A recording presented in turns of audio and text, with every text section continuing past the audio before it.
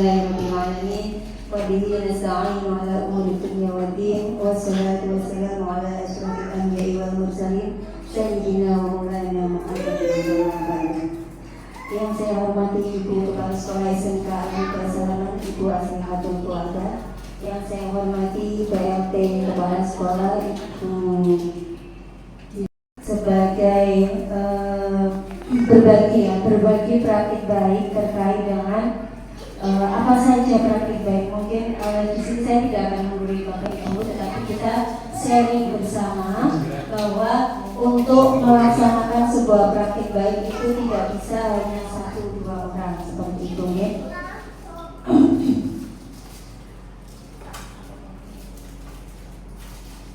Oke, mungkin dari Bapak Ibu ada yang sudah pernah mendengar kata praktik baik. Kalau Bapak Ibu seandainya pernah ya, kurang lebihnya praktik baik adalah tulisan praktik oleh guru, oleh pengawas atau kepala sekolah yang terdapat di fitur hijau praktik pada platform Merdeka Belajar. Nah, untuk berbagi praktik baik di sini, ini bisa ditulis langsung oleh guru, oleh pengawas sekolah atau kepala sekolah dengan bahasa yang lugas dan mudah dimengerti. Nah, ini kalau Bapak Ibu sudah pernah membuka PMM, maka nanti Bapak Ibu bisa menemukan icon berbagi praktik baik atau ide praktik baik seperti itu. Nah, ini definisinya juga saya ambilkan dari PMM. Kemudian kelebihan dari praktik baik ya Bapak Ibu di sini yang pertama adalah cepat dan ringkas. Jadi ketika nanti Bapak Ibu ingin menuliskan sebuah praktik baik, maka nanti Bapak Ibu bisa menuliskan dengan bahasa yang lugas ya dan ringkas, tidak bertele-tele, cepat juga. Kemudian yang kedua banyak dan relevan.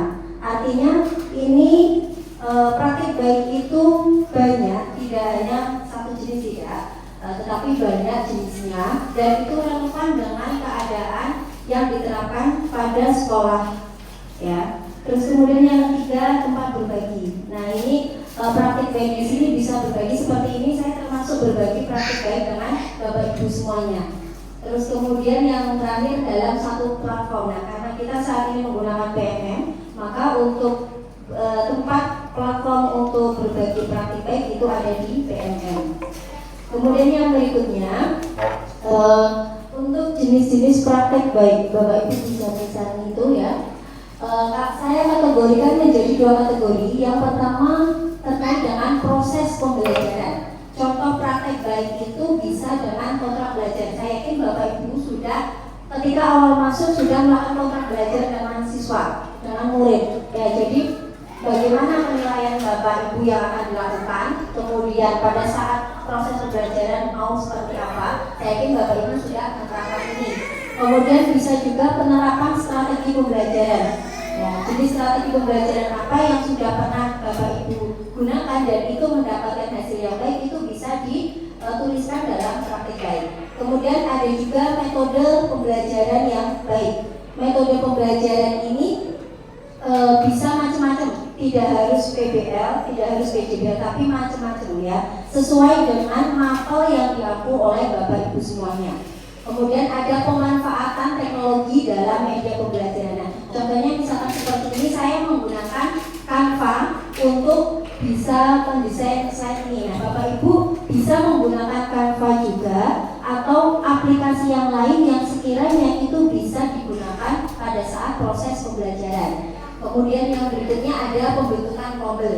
Kombel itu komunitas belajar. Kalau di SMK kita belum ada ya, artinya belum dimulai. Nah, ini nanti Bapak Ibu yang berada di Prodi bisa memulai pembentukan komunitas belajar. Terus kemudian yang berikutnya, selain dari proses pembelajaran, ada juga dengan budaya positif. Nah, nanti di sini saya mengambil contoh ada 7 budaya positif yang nanti akan kita bedah bareng-bareng di sini ya. Yang pertama ada disiplin positif, yang kemudian yang kedua ada nilai-nilai kebajikan universal, kemudian ada teori motivasi, kemudian ada hukuman dan penghargaan, kemudian ada posisi kontrol, pembuatan keyakinan kelas dan penerapan segitiga restitusi. untuk yang nomor 4, 5, dan 7 ini nanti guru BK sangat berperan nanti ya. Bu Evi nanti ini bisa diterapkan segitiga restitusinya. Kita akan melihat budaya positif. Kalau tadi jenisnya macamnya Bapak Ibu sudah tahu. Nah, selanjutnya apakah ada dari Bapak Ibu yang sudah mengetahui apa tuh sebenarnya budaya positif?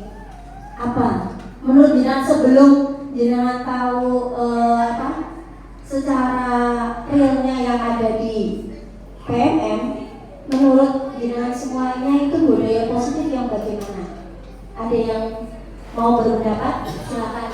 Saya persilakan, saya beri waktu. Ada? Lanjut. Oke, lanjut. Budaya positif di sini, ini pengertian saya ambil dari materi yang ada di PMM, ya.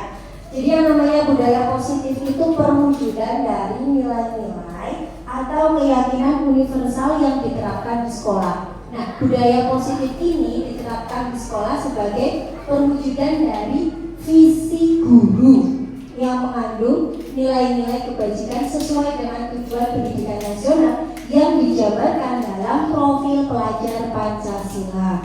Ya. Nah, di sini kita akan lihat yang pertama. Tadi sudah saya sampaikan di depan, untuk budaya positif ada 7 jenis yang akan kita bedah. Kita masuk pada yang pertama, disiplin positif.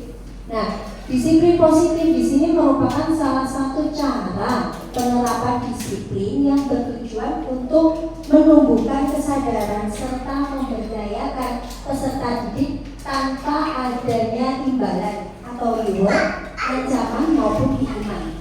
Nah, tentu saja kita sebagai guru dalam penerapannya biasanya kita masih terjebak dengan mana penghargaan, mana hukuman. Ya, biasanya itu.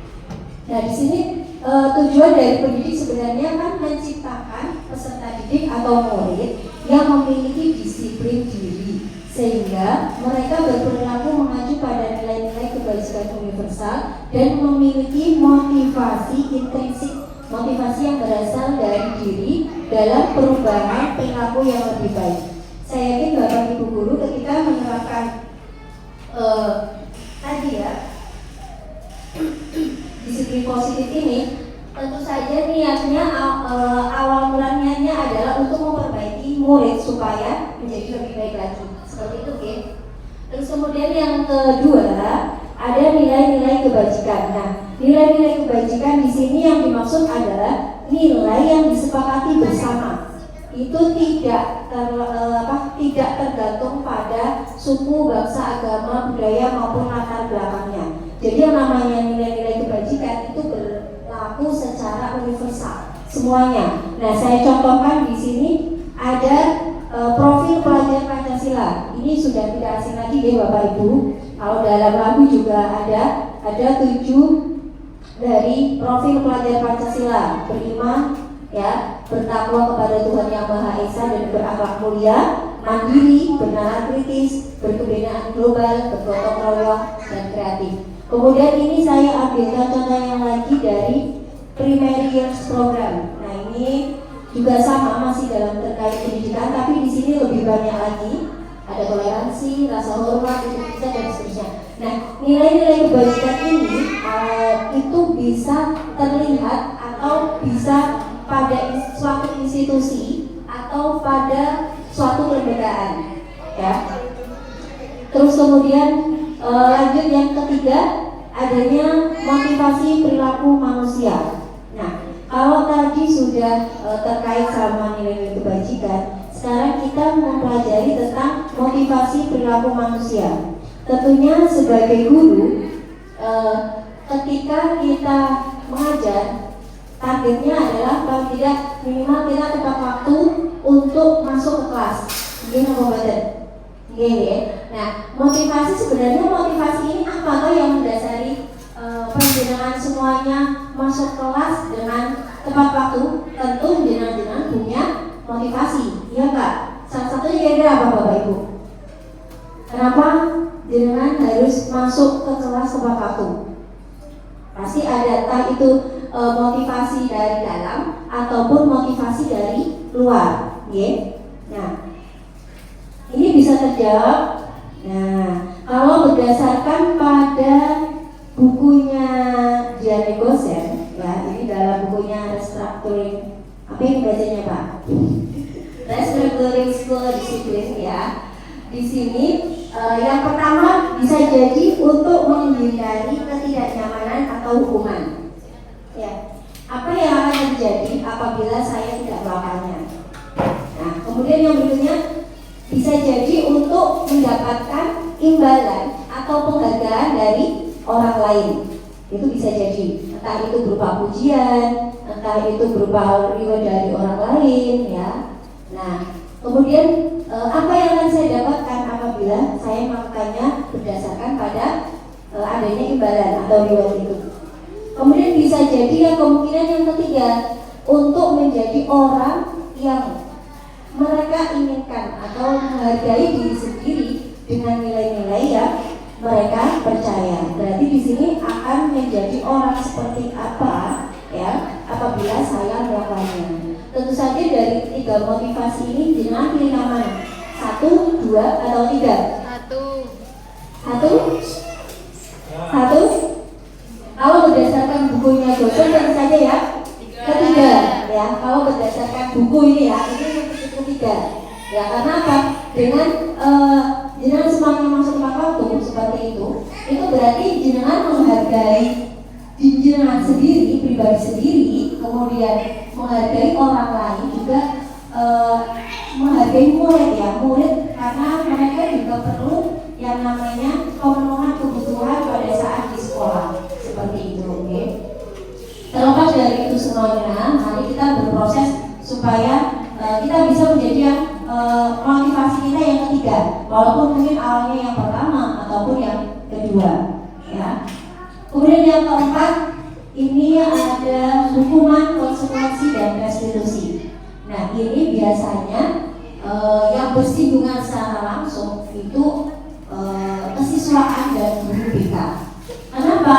Karena kadang hukuman, konsekuensi, dan restitusi mungkin yang paling familiar di antara kita adalah hukuman dan konsekuensi, ya Bapak Ibu. Tapi nanti ada satu lagi istilah restitusi yang perlu jenengan terapkan juga ketika nanti jenengan berkomunikasi dengan siswa, dengan murid. Nah, ketika hukuman, nah, ciri dari hukuman yang pertama bersifat tidak terancam atau tiba-tiba. Kemudian hukuman bersifat satu arah. Berarti kan kita hanya siswa misalkan terlambat masuk, ya udah kita langsung kasih hukuman berapa itu, misalkan push up, nah, ataupun lari muter lapangan, nah itu masuk dalam hukuman. Ya, karena apa? Hukuman yang diberikan itu biasanya berupa fisik, bisa juga berupa fisik, tetapi ada juga yang berupa psikis, ya. Jadi murid akan merasa disakiti ataupun bisa dengan diri murid itu merasa tersinggung dan merasa teraniaya seperti yang dulu pernah disampaikan oleh Bu Siti, ya. Terus kemudian ada rasa sakit hati. Nah, itu jadi nanti efeknya nanti akan menjadi kurang baik. Kemudian yang berikutnya ada konsekuensi. Nah, di sini ciri dari konsekuensi adalah sudah terencana atau sudah disepakati. Kalau tadi saya menyampaikan di awal itu kesepakatan kelas, maka ini siswa sudah tahu ketika dia terlambat konsekuensinya harus apa, tanpa harus ada tindakan dari guru BK ataupun guru dari kesiswaan. Kemudian yang berikutnya sudah dibahas dan sudah disetujui oleh murid maupun guru. Jadi antara murid dan guru itu sebenarnya sudah sama-sama tahu konsekuensinya apa ketika murid datang terlambat, seperti itu. Kemudian yang ketiga, umumnya konsekuensi ini dibuat oleh pihak guru atau sekolah, ya, sehingga murid sudah mengetahui. Nah, ini yang paling jelas itu adalah tata tertib, ya. Terus kemudian yang berikutnya pada konsekuensi murid, ya, murid tetap dibuat tidak nyaman akibatnya dari akibat untuk jangka waktu pendek. Nah, dari hukuman maupun konsekuensi sama-sama nanti akan ada efek yang kurang baik untuk perkembangan murid. Nah, sekarang kita lihat yang ketiga ada restitusi. Restitusi di sini adalah proses kolaboratif yang mengajarkan murid untuk mencari solusi ya masalah mereka dan membantu murid untuk berpikir tentang seperti apa yang mereka inginkan dan bagaimana mereka harus memperlakukan orang lain. Jadi ketika restitusi nanti akan dibahas yang di poin terakhir ya, ada segitiga restitusi. Restitusi ini kita melakukan pendekatan terhadap anak ya, pendekatan terhadap anak, kita menggali dulu, mencari tahu supaya apa? Kita menjadi pihak yang tidak hanya menjustifikasi, tetapi kita harus tahu kenapa anak melakukan itu, kenapa murid melakukan hal itu, seperti itu. Nah, oke Bapak Ibu, ini perbedaan antara hukuman dan konsekuensi bisa dicermati ya.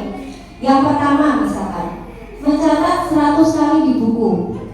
Misalkan ada anak yang terlambat, saya tidak akan bersihkan coretan yang dibuat di meja tulis. Artinya ketika siswa mencoret-coret meja, nah konsekuensinya harus bagaimana? Ya harus dibersihkan. Itu bukan hukuman, tapi itu konsekuensi.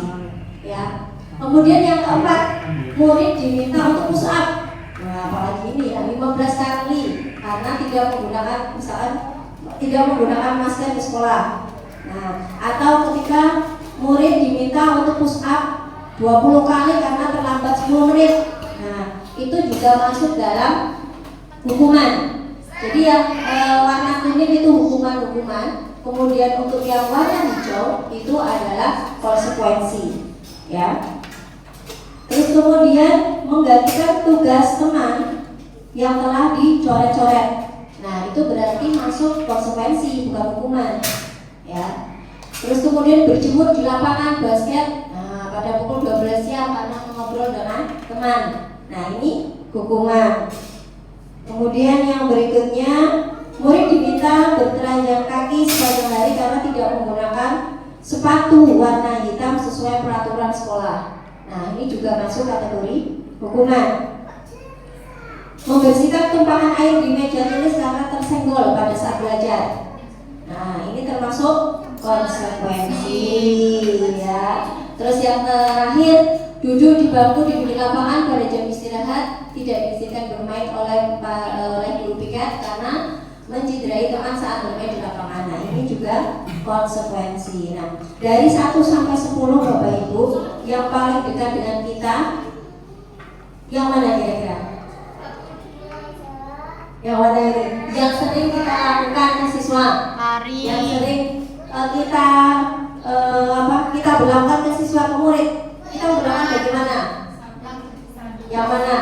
1, 2, 4, terus 6, 7.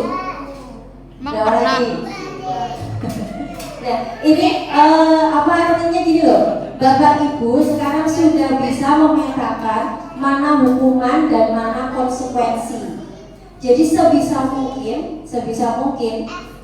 kita harus bisa membuat konsekuensi saja, atau bisa konsekuensi itu kan tadi 2 arah ya. Jadi siswa sudah tahu apa akibat dari yang dilakukan tanpa harus kita menegur, tanpa harus kita ngoporin dulu atau ngoper-oper dulu dan seterusnya. Jadi kalau dalam bukunya Gosen tadi itu memang sebisa mungkin kita menghindari yang namanya hukuman. Ya. Terus kemudian yang berikutnya, nah ini nanti yang akan kita bedah lebih dalam bahwa antara hukuman, konsekuensi maupun restitusi itu punya perbedaan. Contohnya kasus seperti ini, siswa sering tidak mengerjakan PR. Nah, kalau dalam versinya hukuman, guru menghukum siswa selama 10 menit, misalkan untuk hormat bendera. Nah, ataupun guru akan marah sehingga pak murid menjadi takut. Pasti itu ya. Jadi ketika guru marah, ada perasaan takut yang tercipta pada murid. itu hukuman. Nah, tapi kalau konsekuensi bagaimana?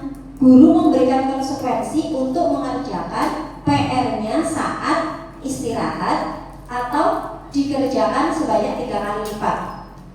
Nah, terus di sini guru itu sudah tegas dan siswa itu menghormati peraturan. Artinya apa? Ketika siswa itu tidak mengerjakan PR, sebenarnya ini di awal Bapak Ibu masuk pada satu pembelajaran itu sudah ada di kontrak belajar atau kesepakatan kelas Bapak Ibu. Jadi Bapak Ibu nanti tidak perlu memberikan hukuman ke siswa, tapi siswa itu sudah tahu, oh saya kalau tidak mengerjakan PR, saya konsekuensinya ini, mengerjakan sebanyak 3 kali lipat atau mengerjakan pada saat istirahat, kayak gitu. Nah, akan berbeda lagi dengan yang disebut restitusi. Ya, guru menanyakan keyakinan kelas. Jadi di sini restitusi itu kita main halus Bapak Ibu. Ya, mainnya main halus. Karena apa? Kita menanyakan dulu ke siswa atau murid, ya, ada tidak keyakinan yang dilanggar atau kesepakatan kelas yang dilanggar ketika kamu tidak mengerjakan PR, seperti itu, ya. Terus kemudian ketika siswa mengingat kesepakatan kelas yang sudah dibuat, maka yang berikutnya apa? Ya, kita menjelaskan, membantu menyelesaikan masalahnya. Masalahnya apa? Kenapa kok kamu tidak mengerjakan PR? Ada kegiatan apa sehingga kamu tidak mengerjakan PR tepat waktu? Nah, ini kan mainnya halus kalau institusi, ya. Sehingga sifat guru itu terbuka dan siswa atau murid itu akan menghormati dirinya, juga menghormati gurunya tanpa harus diminta. Seperti itu. Lanjut yang berikutnya, yang kelima. Nanti untuk pertanyaan disimpan dulu ya Bapak Ibu, disimpan dulu. Nanti kalau sudah selesai baru kita bedah. Kemudian yang kelima ini keyakinan kelas. Jadi mengapa keyakinan kelas? Mengapa tidak peraturan kelas saja? Mungkin ada Bapak Ibu yang bertanya demikian. Nah, tujuannya adalah tak lain dan tak bukan ketika ada keyakinan kelas diharapkan nanti akan tumbuh yang namanya budaya positif yang itu tertanam dalam diri siswa dalam kehidupan sehari-hari dalam proses pembelajaran dengan tertib dan lancar. Itu tujuan awalnya. Sehingga apa? Dengan adanya budaya positif ini, murid dapat menjalankan keyakinan kelas yang telah disepakati bersama tanpa adanya paksaan. Nah, ini keyakinan kelas harusnya sudah dibuat ketika Bapak Ibu wali kelas masuk pertama kali ya, pada saat pertama kali masuk. Contohnya di sini saya contohkan satu aja. Nah, yang disebut dengan disiplin, misalkan kita budaya positifnya disiplin, ya. Kita ingin membentuk anak supaya disiplin. Jadi, salah satunya, contohnya datang tepat waktu, kemudian disiplin berseragam, kemudian disiplin dalam melakukan tugas, kemudian kegiatan kelas diikuti dengan baik. Nah, terus kemudian ada budaya baik, saling menghormati dan menyayangi. Contohnya menjaga kerukunan, menghormati guru, saling menyayangi, saling menghargai. Nah, membiasakan 5S ya, salam, sapa, senyum, sopan, santun. Kalau misalkan pada saat praktek ya ada 5R. Apa itu Bu? Resik, rapi, rajin. Yang kedua apa? Resik, rapi, rajin, ringkas. Satu lagi, apa Bu Sobi? Ini guru kejuruan harusnya tahu apa? Pak Usman. Kurang satu Pak, 5R kan? Resik, rapi, ringkas, rajin tadi ya. Yang satu lagi apa Pak? Rapi, rajin, ringkas, resik, ramah. Ramah bukan? Enggak, bukan. Karena itu nanti terkait sama K3LH, ya enggak? Ini guru kejuruan mungkin perawat, oh iya Perawat. betul, ya. Karena nanti K3LH itu kan terkait sama kebersihan dan kesehatan pada saat lingkungan bekerja, ya, seperti itu. Kemudian yang keenam, saya lanjut yang keenam, posisi kontrol guru, ya. Di sini posisi kontrol, jadi ada istilah posisi kontrol. Posisi kontrol di sini merujuk pada berbagai pendekatan yang digunakan oleh mereka yang mengelola perilaku dan disiplin di kelas. Nah, setiap posisi tentu saja nanti akan memberikan dampak yang signifikan pada proses pembelajaran dan perkembangan siswa. Nah, di sini ini lagi-lagi kita akan bersinggungan pada kesiswaan dan guru BK. Mungkin kalau guru BK sudah tidak asing ya Bu ya, terkait dengan posisi kontrol guru. Yang pertama, posisi dia sebagai penghukum. Jadi apa? Guru itu kadang menghardik, menunjuk-nunjuk, membentak, ya marah-marah, bisa dengan menghukum secara fisik maupun secara psikis. Ya. Contohnya di sini, patuhi aturan sekolah, berdiri di depan, misalkan, atau gimana toh? Dan seterusnya ya. Itu biasanya saya sendiri juga sering melakukan posisi-posisi ini ya. 5 posisi ini saya yakin Bapak Ibu guru semua di sini sudah pernah berada di posisi kelima ini. Itu posisi penghukum. Jadi kalau jenengan nanti menunjuk-nunjuk, menghardik, marah, nah jenengan posisinya sebagai penghukum. Kemudian yang kedua, pembuat rasa bersalah.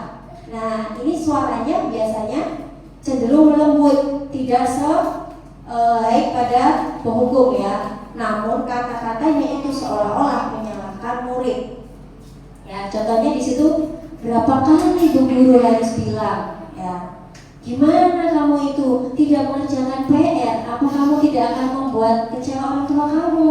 Nah, kata-kata itu sebenarnya sudah mungkin ya sering. Saya sendiri juga sering melakukan ini. Daripada saya menghukum kan, saya biasanya ambil yang ini, karena apa? Ini lebih halus kan mainnya, tidak se ekstrim yang sebagai penghukum ya.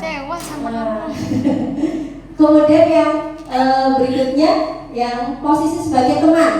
Nah, suara guru ini akan lebih ramah lagi, cenderung bersenda gurau dengan murid ya, untuk menghantarkan suasana. Nah, ayolah, misal, ayolah yang tertib, buat Bu Guru jadi bangga, misalkan ya. Oke, kali ini tidak apa-apa kamu salah, tapi lain kali jangan seperti itu ya. Nah, seperti itu. Itu posisi sebagai teman, ya. Kemudian yang berikutnya posisi pemantau. Nah, pemantau ini biasanya yang ada di atas, biasanya kepala sekolah ya, kan sebagai mantau. Ya, suara guru biasanya datar, tidak bersenda gurau, namun juga tidak dengan nada tinggi, wajah datar dan cenderung formal. Biasanya ya flat gitu ya. Ini biasanya kelihatannya apa? Ya, dia tidak kelihatan marah, dia tidak kelihatan mempersalahkan siswa ya, walaupun murid itu melakukan kesalahan. Nah, tapi sebenarnya dia sedang menegakkan aturan gitu loh ya. Contohnya ini, kamu sudah melanggar apa peraturan dan konsekuensinya. Artinya dari nadanya sebenarnya tidak garang, itu tidak, tapi dia sebenarnya ya flat itu untuk menegakkan aturan yang ada di sekolah seperti itu. Kemudian yang terakhir manajer. Nah, manajer di sini lebih netral lagi, ya lebih netral, tidak emosional dan tidak terlalu lemah juga, tidak terlalu bernada tinggi. Ya, contohnya misalkan, apakah kamu tahu misalkan kamu kira-kira bagaimana kamu akan memperbaiki kesalahan ini? Jadi ya hampir sama dengan pemantau ya, cuma kalau manajer itu lebih ke dia mengulinya lebih dalam seperti itu. Oke. Dari kelima ini mungkin saya yakin jenengan semuanya pernah mempraktekkan ini, karena posisi Bapak Ibu guru saya yakin bisa dan pasti bisa berada di 5 posisi tadi. Nah, sekarang kita lihat sebenarnya apa yang kita lakukan pada murid kita, mulai dari penghukum sampai tadi sebagai manajer, itu ada dampaknya Bapak Ibu ya. Yang pertama, kalau sebagai penghukum, dengan tadi kita marah-marah, berkaca pinggang, nada tinggi, nah efek yang berikutnya yang diterima oleh siswa atau murid ternyata ini loh. Yang pertama, murid menjadi pendendam, disadari atau tidak itu bisa ya. Terus kemudian yang kedua, tidak menyukai guru atau mata pelajaran yang diambil. Iya apa ya Bapak Ibu? Iya apa ya? Iya. Kita coba ya nanti. Kita akan mempraktekkan coba. Kemudian yang kedua, pembuat rasa bersalah. Ini biasanya tidak marah-marah tadi ya. Nah, ini siswa atau murid merasa bersalah.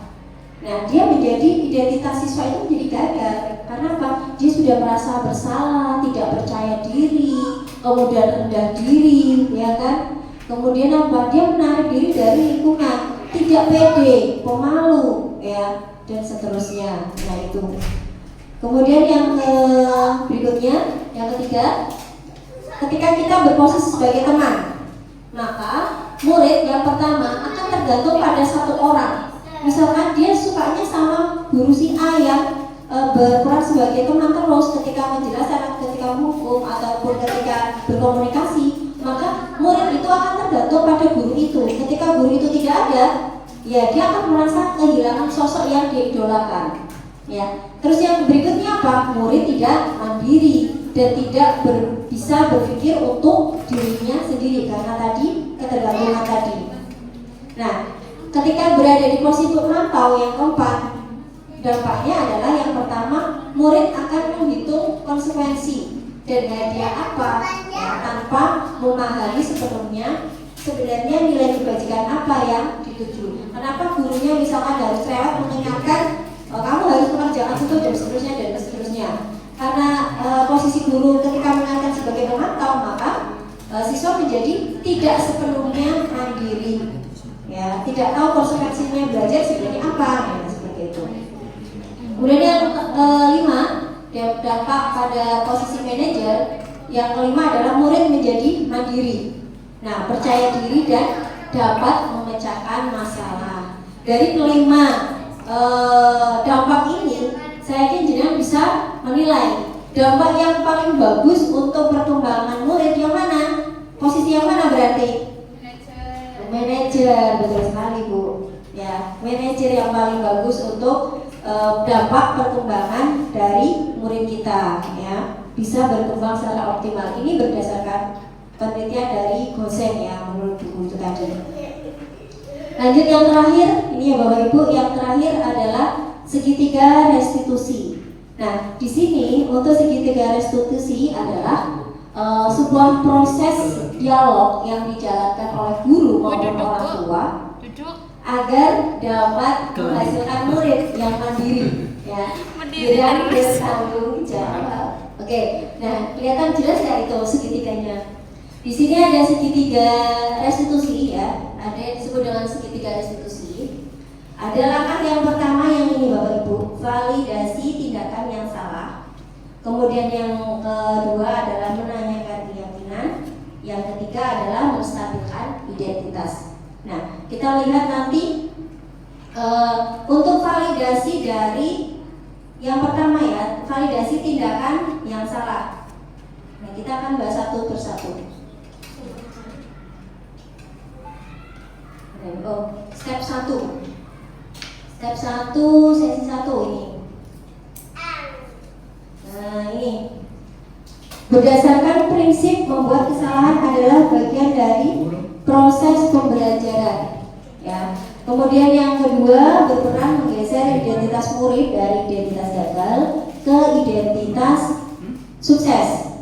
Kemudian yang ketiga, jangan mengkritik murid yang sedang mengalami identitas gagal. Nah, ini Bapak Ibu bisa, yang pertama adalah membuat seperti ini, yang ajukan pertanyaan itu membuat, jadi Bapak Ibu guru itu membuat sebuah kesalahan itu menjadi sesuatu yang saya seperti agak diwajarkan dalam tanda petik ya ini ya.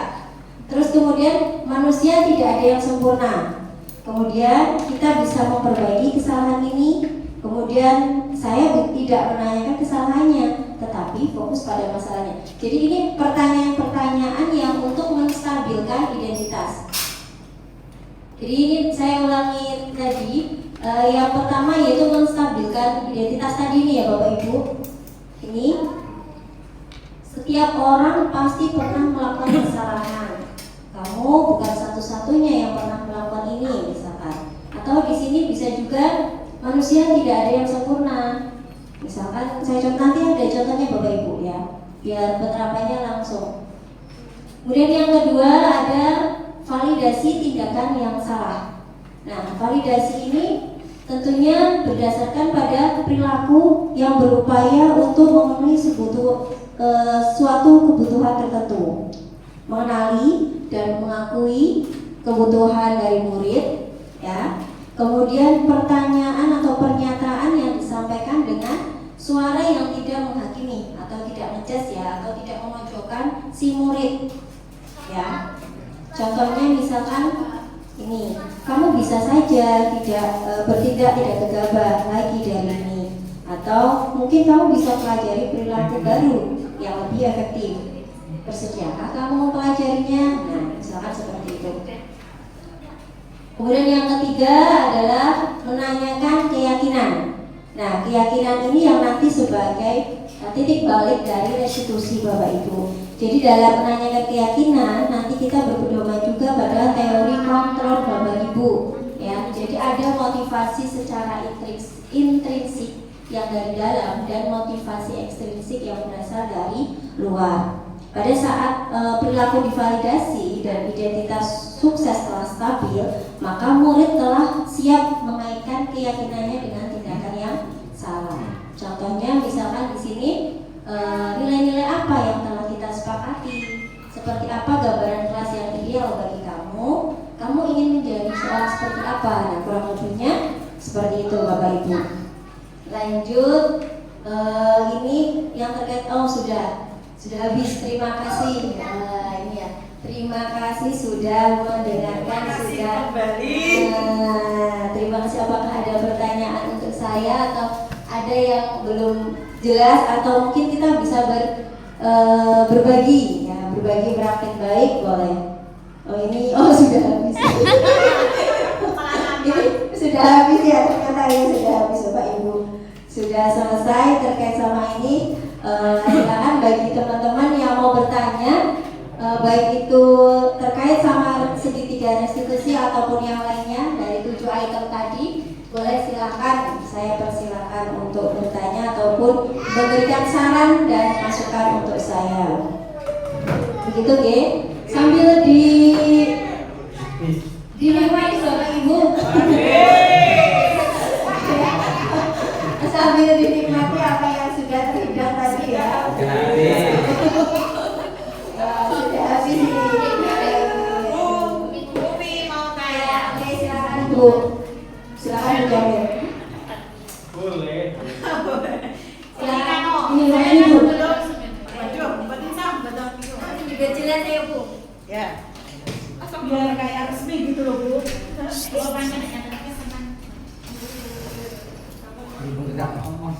Assalamualaikum warahmatullahi wabarakatuh. Nah, ini Bu Fi, saya mau tanya untuk soal manajer itu ya, saya kok belum yang manajer itu kan itu bisa membangun kita. Kawan saya itu yang kedua Bu, yang untuk menghukum anak itu yang kedua. Jadi saya tolong dijelaskan untuk yang manajer itu bagaimana, dan dilihatkan lagi Bu, saya belum paham betul. Itu aja, nanti lanjut lagi ya Bu. Terima kasih. Sebentar ini saya. Terus yang ketiga tadi kembali ke sini ya, pembuat merasa bersalah, teman, pemantau dan manajer. Yang ditanyakan tadi yang manajer ya Ibu ya. Nah, manajer, kita tahu sebagai manajer dia netral, posisi dia itu tidak menghukum juga tidak memihak anak ya. Dia netral kenapa? Sehingga dia tidak menggunakan emosi pada saat menangani anak atau menangani murid, tidak terlalu ramah dan juga tidak bernada tinggi. Artinya manajer ini lebih ke dia kayak sebagai pengamat ya. Walaupun nanti akan hampir sama dengan pemantau, bedanya kalau pada pemantau itu lebih kepada formal, ya lebih bahasanya lebih ke formal. Tapi kalau manajer itu lebih Kalau saya sih dia bisa lebih fleksibel, ya. Terus kalau di sini sebentar Bu, saya bukakan contoh untuk kasus ya. Ada kasus sebentar.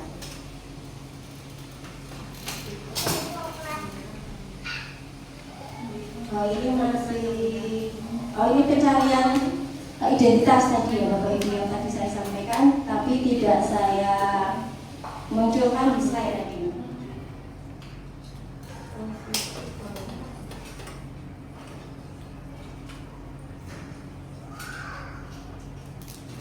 Nah ini Ibu, langsung ke sini. Jadi bisa terlihat nggak itu? Jelas nggak? Kalau tidak jelas saya besar lagi. Mana ini? Plus. Sudah bisa terbaca ya? Nah, kita lihat yang di sini. Tadi ya, sebagai penghukum, pembuat rasa bersalah ini ya. Kemudian ada teman, ada pemantau, ada manajer. Nah, Bapak Ibu, kesemuanya ini mereka itu punya motivasi tadi yang saya sampaikan. Ada motivasi eksternal, berarti motivasi yang berasal dari luar. Sedangkan motivasi intrinsik, ya itu berarti motivasi yang berasal dari diri. Contohnya misalkan perbuatannya ya, guru menghardik, menunjuk-nunjuk, bahkan sampai menyakiti dan menyindir. Contoh perkataannya gini, kalau kamu tidak melakukannya, saya akan nyuruh kampus A misalkan. Nah, seorang manajer ini ya. Nah, kita lihat bahasa yang disampaikan oleh seorang manajer itu akan berbeda dengan posisi yang lain ya. Karena di sini apa? Lebih lembut kalau menurut saya sendiri. Itu kalau manajer itu lebih lembut tapi langsung kena. Iya, lebih lembut tapi langsung kena. Ini yang susah di situ sebenarnya ya. Kalau tadi yang sebagai penghukum, kalau kamu tidak melakukannya, saya akan bla bla bla bla. Nah, tapi kalau manajer, apa yang kita yakini? Jadi menggali dulu. Apa kamu meyakini hal tersebut? Kalau kamu bisa terlambat itu sudah baik, sudah benar. Nah, ketika kamu meyakini itu, apakah kamu akan memperbaikinya? Jadi ngelus tapi yo mak jelek gitu loh. Iya. Itu posisi manajer. Terus kalau sebagai pemantau atau di sini, nah ini langsung Bapak Ibu bisa mencermati kata-katanya tuh dari redaksinya, maka itu akan bisa jenengan semua terapkan. Karena ini juga saya dapatnya baru bulan materi pada calon guru penggerak Bapak Ibu. Jadi ini sebenarnya kan materi guru penggerak. Nah, untuk pengaplikasiannya saya sendiri itu baru memulai, ya belum semuanya saya terapkan dalam pembelajaran, tapi nanti ketika di kesiswaan ini sangat bermanfaat sekali Bapak Ibu. Ya, kesiswaan dan guru BK itu kita harus bisa berada di 5 posisi tadi. Ya, walaupun posisi yang baik adalah posisi yang kelima atau sebagai manajer, tapi itu tidak menutup kemungkinan untuk menegakkan kedisiplinan siswa itu harus memulai dari mana dulu. Ini kan sesuai dengan kondisi yang kita hadapi, ya Bapak Ibu. Jadi kalau siswa kita tidak bisa dilus, maka kita juga bisa memaksa dulu. Kalau memang perlu dipaksa, ya kalau memang anak itu harusnya, berarti kan ini posisi kita harusnya ada di mana, gitu loh. Bisa menempatkan, kiranya seperti itu. Ya. Ini tadi sudah. Nah, jadi bisa membandingkan perkataan anak ketika posisi kita sebagai misal penghukum tadi yang pertama. Kan anak menjadi tidak peduli. Nah, terus kalau yang sebagai manajer, dia akan mulai terbuka. Jadi kita kalau manajer itu seperti ngetuk pintu hatinya si murid supaya dia sudah dari dalam diri itu sudah terbentuk gitu. Ini memang bukan pekerjaan yang mudah Bapak Ibu. Saya yakin saya sendiri juga mempraktikkan ini tidak mudah. Apalagi kultur di sekolah kita seperti ini. Ini perlu ekstra keras, ekstra semuanya seperti itu. Ekstra es krim.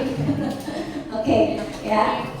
Nah, mereka punya, kalau kita sebagai posisi manajer, mereka punya siswa atau murid itu punya keinginan dari dalam diri untuk memperbaiki kesalahannya. Dengan berbuat apa? Mereka kan bertanya lagi, dengan berbuat apa? Maka kita akan menuntun ke hal-hal yang positif. Begitu ya, Bu Jamil G. Nah, oke, mungkin teman yang lain, Bapak Ibu guru teman yang lain ada yang bertanya? Akan saya jawab sama Bu saya, silakan. Ya, oke. Gini, ini kan pengalaman saya. Ternyata pengalaman ini curhat dulu. Curhat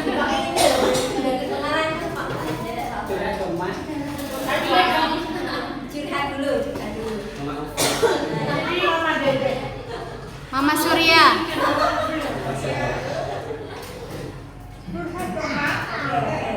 Assalamualaikum warahmatullahi wabarakatuh.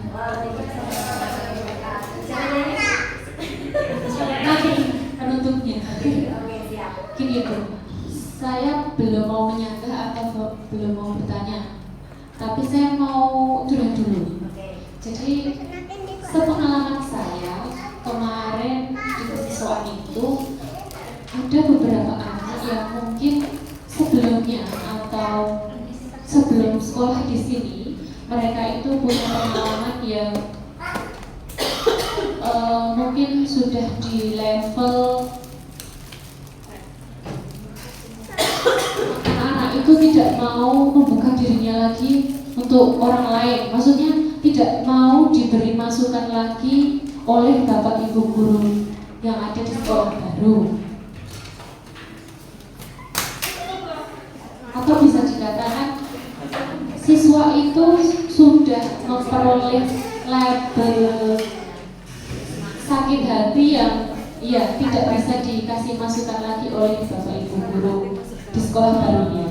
Nah, kita bagaimana caranya kita itu menghadapi kesulitan anak yang sebenarnya tidak mau membuka dirinya.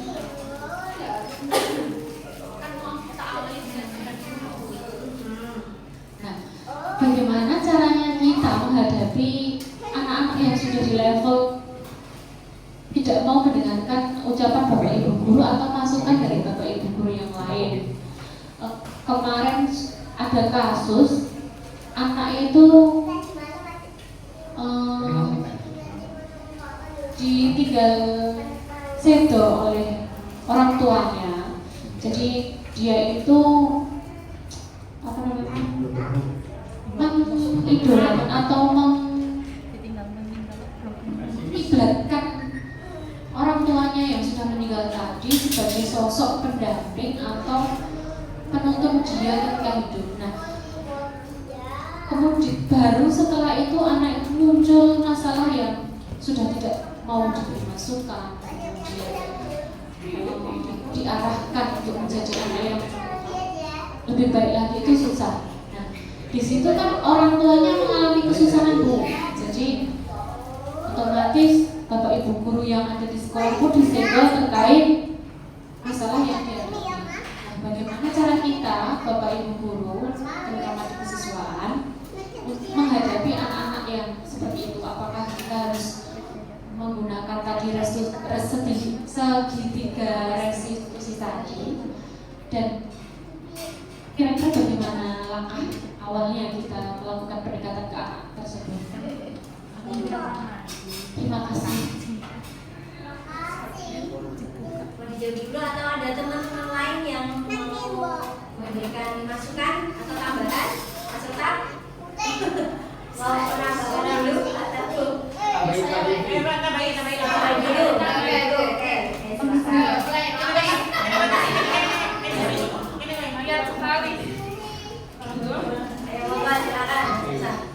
Tajlis. Bisa ya menambah dari Ibu Roy kan tadi menanyakan tentang bagaimana langkah atau cara yang dilakukan seperti kasus yang tadi Ibu ceritakan. Itu kan mungkin gurunya itu secara person atau umum deh. Dan yang akan saya tanyakan, mungkin melihat kondisi yang ada seperti itu, menurut lanjut langkah dari guru, maksudnya dari unsur kesiswaan lewat program sekolah, itu program apa yang diberikan pada awal atau mungkin ketika kita melihat variasi murid yang berbeda-beda latar belakang seperti itu, nah, agar paling tidak ada langkah yang sama, satu sekolah itu bisa kalau bergerak itu langkahnya bersama-sama dan bareng, jadi tidak ada tendensi mungkin anak ini latar belakangnya kurang baik, ada yang sudah baik, atau mungkin ada yang menutup diri seperti yang kita ceritakan. Jadi mungkin itu langkah dari sekolah maupun ibu yang sifatnya secara menyeluruh agar program yang di awalnya yang itulah tujuan dari kita sebagai manajer, sebagai pemantau dan sebagainya itu bisa tercapai. Ini seperti itu. Terima kasih.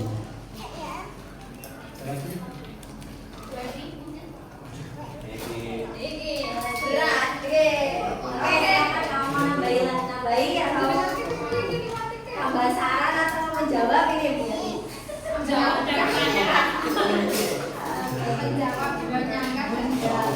Semuanya siap. Terima kasih.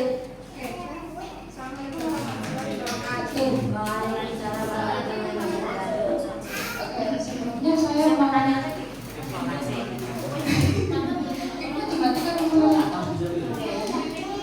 mau dari materi yang tadi Dinan sampaikan, kan yang sering disinggung adalah kesiswaan dan bimbingan konseling. Nah, sedangkan di lapangan kita, kondisi kita bahwa kesiswaan dan BK itu kan tinggi, sedangkan muridnya aja sekitar 300. Sedangkan seharusnya satu guru bimbingan konseling itu kan menangani 150 anak. Nah, sehingga ketika yang disampaikan itu adalah tanggung jawab BK dan kesiswaan, itu kewalahan.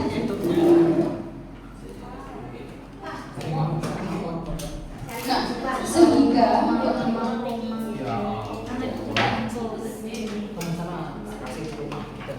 kira-kira biar anak itu bisa tercover semuanya, solusinya bagaimana? Yang kedua, dari teori kontrol kontrol itu kan kalau yang saya tangkap sebenarnya itu kan lebih menjaga kemental anak, ya. Sedangkan di lapangan mental gurunya yang dihajar lebih besar sama anaknya. Nah, ketika kita mau menerapkan yang manajer, sedangkan mental kita aja juga hajar sama muridnya, kira-kira bagaimana Bu? Dan terkadang untuk mengkontrol siswa itu kan juga tergantung dari sikap siswanya. Oke, kita pakai manajer misalnya, bagaimana caranya untuk bisa memperbaiki kesalahanmu? Kan di lapangan terkadang malah anaknya bahasanya cepat apa ya? Ngegas. Nah, kita kan jadi kayak ternyata malah kita kasih sikap yang rendah, malah tingginya pakainya yang tinggi, nadanya tinggi. Nah, kita kan ya bukan secara otomatis ya, tetapi secara nalar manusia kan juga tergantung sikapnya, stimulasi respon lah, ibaratnya kayak gitu. Nah, kira-kira bagaimana kita bisa konsisten atau apa ya, untuk tetap menjaga mental. Ya walaupun saya psikologi, tapi kan saya juga manusia gitu.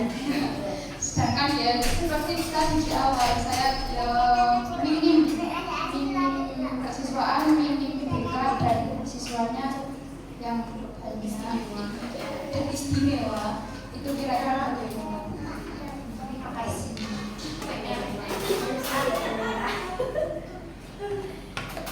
Oke, terima kasih kepada Bu Retno, Mas Rosa, dan Bu Evi atas pertanyaan dan apa itu tadi? Unek-unek curhatnya. Oke, kita mulai bedah satu persatu dari pertanyaan atau curhat yang disampaikan oleh Bu Retno. Memang tidak memungkiri ya Bu ya, artinya saya sendiri ketika berada di posisi itu adalah posisi kasus yang tadi diceritakan Bu Retno, itu memang runyam. Maksudnya runyam itu faktor ekstrinsik ataupun eksternal dan intrinsik dari siswa itu berpengaruh banget Bu. Jadi kalau dari saya sendiri memang untuk menyelesaikan itu tidak langsung serta-merta bisa terurai. Jadi langkah pertama kalau menurut saya adalah kita pendekatan persuasif Bu. Nah, peran kita nanti tidak sebagai guru tidak, tapi kita berperan sebagai teman. Itu minimal. Dari sana nanti kita bisa tahu kenapa dia berperilaku itu gitu. Padahal misalkan idolanya sudah tidak ada, itu kan sudah masa lalu kasarannya ya. Nah, kita tuh masih punya masa depan yang belum yang belum terlalui. Nah, kenapa ke masa depan ini kita harus sia-siakan seperti itu. Nanti dari kita berposisi sebagai teman atau yang tadi saya sampaikan sebagai teman curhat lah minimal. Sebagai teman curhat, kemudian dia mau mengeluarkan sisi yang orang lain tidak mau mengeluarkan dengan dia, maka kita kan tahu sebab asal mula dan sebenarnya dia maunya apa gitu loh. Dari situ baru nanti kita bisa menganalisis kira-kira saya harus seperti apa gitu loh, atau saya harus mensupport dia yang bagaimana, dari sisi mana, karena kita sudah tahu oh kelemahan anak ini ada di sini, maka nanti kita harus posisinya dari sini supaya bisa mengcover apa yang dia mau seperti itu. Itu langkah pertama hebat saya menurut saya. Kalau memang nanti Bu Retno kalau tidak mampu, Bu Retno tidak hanya sendiri Bu, artinya nanti bisa menggandeng orang lain.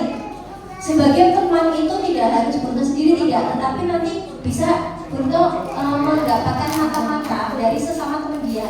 Itu bisa ya. Jadi kita punya mata-mata dari murid, sama-sama murid yang mungkin dia mau curhat, mau bersedia curhat temannya itu. Mungkin langkah pertama itu baru nanti kita bisa menentukan kita mau melanjutkan apa langkah berikutnya Bu. Itu hemat saya seperti itu supaya kita tidak membuang-buang energi juga kan, tapi kita bisa menggali akar masalahnya ada di mana. Terus kemudian yang terkait sama Mas Rosa tadi, betul kasus itu memang tidak hanya menimpa pada satu orang seperti itu, tapi beberapa mungkin banyak ya, apalagi yang jangan yang di lapangan seperti itu. Tentu saja ini berat sekali kalau jenengan cuma sendiri, dan itu saya rasa tidak mungkin kalau jenengan hanya sendiri ya. Jadi kalau langkah yang bersama-sama, karena kita di lembaga SMK, langkah yang paling bisa dan paling rasional untuk kita lakukan adalah kita di masing-masing kelas itu kan ada wali kelas ya Kak. Wali kelas itu kan sebagai ibunya orang tua yang ada di sekolahan. Jadi mau tidak mau wali kelas itu harus open terhadap anaknya. Jangan semuanya dilupakan langsung ke siswaan ataupun BK ataupun pengurus pondok, itu jangan. Tetapi wali kelas itu juga harus ikut berpartisipasi karena dia kan sebagai pengganti orang tua di kelas. Langkah pertama itu dulu. Jadi nanti dari sekolah mungkin bisa memaksimalkan peran wali kelas yang pertama. Yang kedua adalah memaksimalkan peran guru mapel, guru pendamping ya. Artinya guru mapel itu kalau memang bisa dimaksimalkan, kenapa dianggurke gitu loh. Jadi kan yang belum terlihat kan itu. Jadi apa-apa sekarang kan larinya ke BK, apa-apa larinya ke siswaan, apa-apa larinya ke pengurus pondok. Nah, dari pengurus pondok ke BK ya remuk-remuk tadi yang tadi disampaikan Bu Evi, remuk tenanan ya, seperti itu. Jadi nanti ini untuk penataan ke depan memang tidak gampang, memang tidak mudah nih Bapak Ibu. Tapi kalau kita ada kesadaran untuk sama-sama membangun, ayo bareng-bareng memperbaiki, tidak harus nunggu BK atau siswaan agung, tapi kita sebagai guru mapel, sekecil apapun kesalahan ataupun perbuatan yang kurang baik dari siswa, kita perbaiki gitu loh. Contoh yang paling gampang, misalkan siswa nggak menggunakan pakaian rapi, kita tanya, kita sebagai teman tanya. Nah, baru nanti semuanya saya yakin nanti itu akan menjadi budaya positif yang tadi disampaikan dalam bukunya dosen tadi. Seperti itu nih. Jadi memaksimalkan wali kelas, memaksimalkan guru mapel. Kalau misalkan anak itu di pondok, maksimalkan pengurus kelas pengurus kamar deh. Kamar kan ada wali apa namanya istilahnya itu. Ya, pokoknya Ketua kamar. Ya, ketua kamar atau yang dituakan di kamar itu, Mas.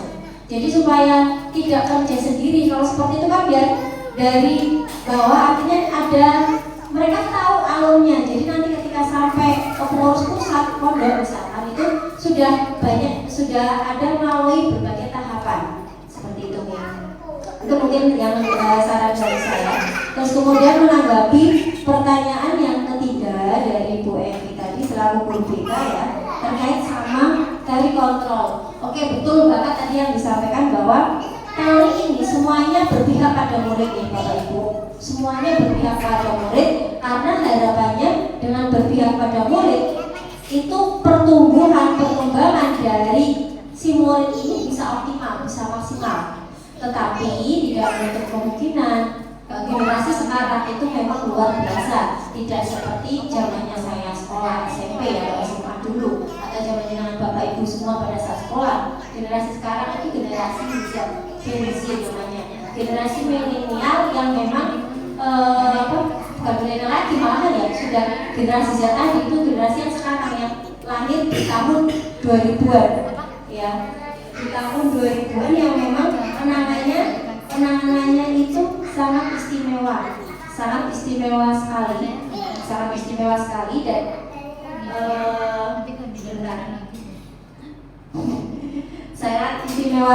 bahkan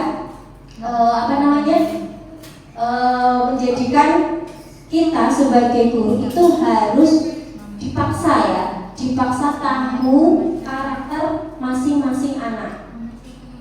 Nah, kalau ada siswa atau murid yang tadi menghajar mental gurunya harus punya tameng Bapak Ibu.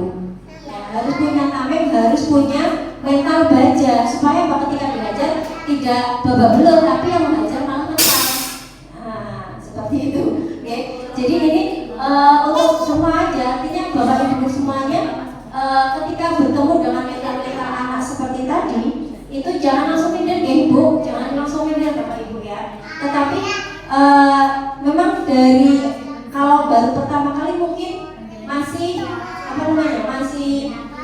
agak takut apa gimana ya. Tapi kalau untuk yang nanti lama-lamaan Bapak Ibu ketika sudah sering menangani anak-anak semacam itu, secara otomatis nanti Bapak Ibu itu punya tameng sendiri secara mental.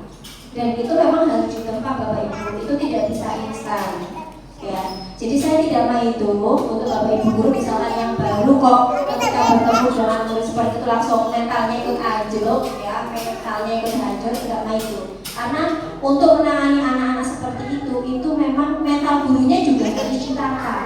Bapak Ibu guru semua di sini karena murid kita memang banyak yang istimewa ya kita harus menata diri kita supaya apa? Mental kita terjaga.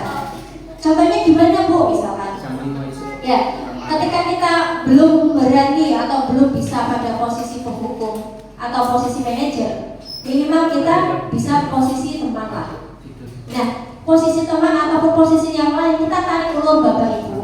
Kalau yang sudah saya terapkan tarik ulur. Ada kalanya kita sebagai teman, ada kalanya kita sebagai penghukum, ada kalanya kita sebagai manajer atau pemantau. Tergantung konteksnya apa. Jadi kalau Bapak Ibu nanti ketemu anak yang memang rada istimewa tadi, ya kita tempatkan. Kita dituntut untuk bisa berpikir cepat. Kita posisi ada di mana untuk menempatkan, untuk meredam misalkan anak sedang marah atau tadi misalkan ngegas, gitu ya. Nah, kita guru jangan ikut ngegas. Kalau sama-sama ngegas nanti hancur, nggak jadi. Tapi kita harus yang merem. Kita yang harus ngerem. Ya betul. Harus ngerem. Kita yang ngerem. Jangan sampai kita terpancing emosi dengan anak yang sudah emosi. Nah, itu kalau Bapak Ibu misalkan belum terbiasa ya, memang agak susah. Tapi kita tetap berusaha supaya kita bisa ya minimal membentengi kita lah supaya kita itu tidak bisa atau tidak ikut menjadi tugas tadi kita yang harus ngerem anak, karena memang tugas guru itu kan tidak hanya mentransfer materi di kelas saja ya Bapak Ibu. Guru juga punya titel pendidik, jangan dilupakan itu. Pendidik itu lebih berat daripada mentransfer ilmu. Transfer ilmu saya yakin anak Gen Z ini tidak perlu guru, karena apa? Dengan gadgetnya aja sudah oke mereka. Tapi ketika kita berperan sebagai pendidik, gadget itu tidak akan bisa menggantikan posisi seorang guru. Seperti itu. Nanti jawaban dari saya. Kalau kurang memuaskan, nanti bisa sharing di belakang ya Bapak Ibu. Mungkin ada yang mau bertanya lagi atau memberikan saran komentar? Atau sudah cukup? Sudah cukup? Ini sebenarnya semakin asik ya, tapi ini waktu sudah menunjukkan pukul 2 dan juga belum sholat zuhur dan seterusnya. Oke, dari saya sharing pada siang hari ini saya cukupkan sekian. Kurang lebihnya mohon maaf apabila ada penyampaian tadi banyak salah kata atau kurang berkenan di hati Bapak Ibu. Terima kasih atas waktu Bapak Ibu yang sudah meluangkan dan sharing bareng di sini. Semoga apa yang kita dapatkan, apa yang kita sharingkan bersama bisa bermanfaat. Amin. Dan tentu saja bisa menjadi amal jariah Bapak Ibu ketika nanti mengelola anak-anak yang memang istimewa. Begitu ya. Terima kasih. Saya cukupkan. Assalamualaikum warahmatullahi wabarakatuh. Tepuk tangan.